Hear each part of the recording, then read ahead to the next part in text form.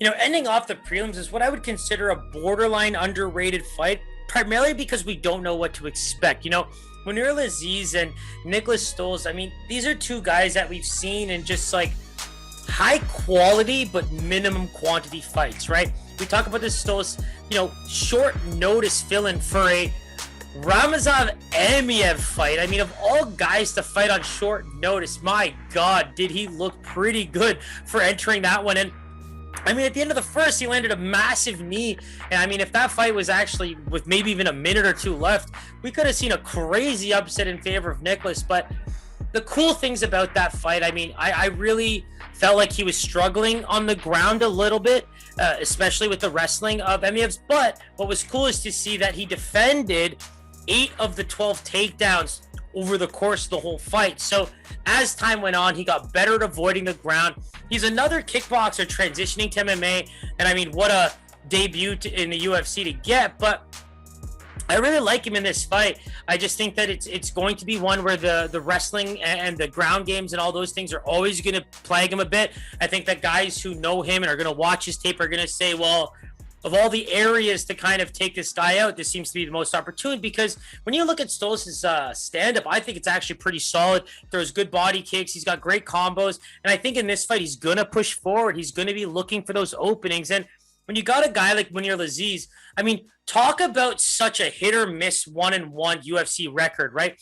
You get the Warley Alves fight where, I mean, Warley was a man on a mission in that one, right? There was moments where Lazzez looked like he was able to reverse some positions, especially against the fence in that Muay Thai clinch, had him up against the fence, could have done some really good damage with some knees and stuff, but kind of let go, and they kind of moved into more of a circling motion rather than just backing up. And Warley Alves out of nowhere decides to land 3 straight body kicks. And I mean, it was definitely the second one that I think put him out, because that third one was just insult to injury. Pardon my pun there, but Mounir dropped. I mean, those 3 kicks were just tish, tish, tish, and he dropped to the ground. It was over. That was certainly body kick style finish, and it was one that really put Warley Alves back on the map, because Mounir Lazzez is coming off what was a very, very impressive win against Razak Al Hassan. I mean, for me,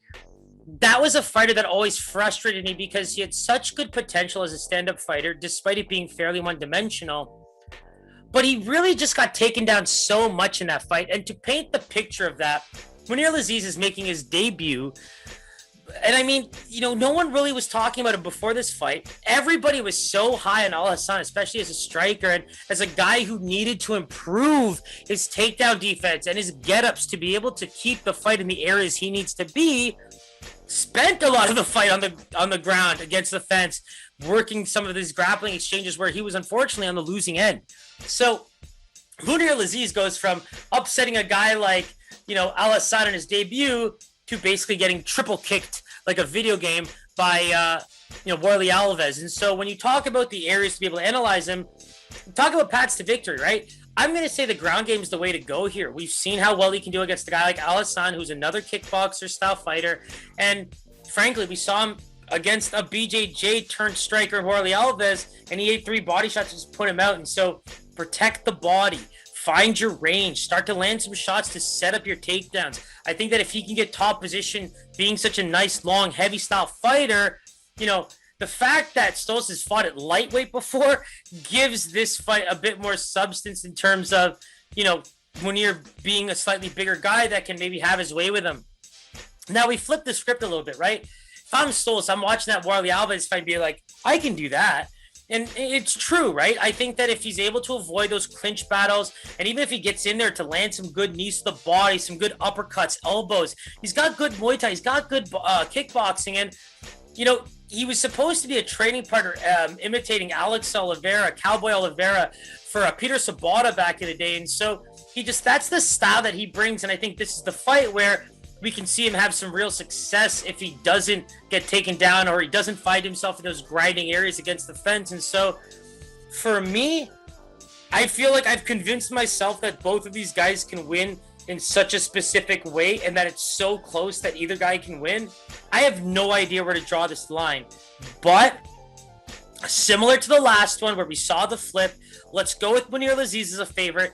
Not by much. I think this can close as a pick 'em as well. But the body of work, the loss that he has on his record, I think that it's something that we can at least go back and be like, well, he did do this to Alisson. With Niklas Stolze, it's a little bit more difficult, but you give him that pick 'em edge because, you know, in a Ramazan Eviev short notice fight, the guy looked pretty good. So without further ado, let's take a look.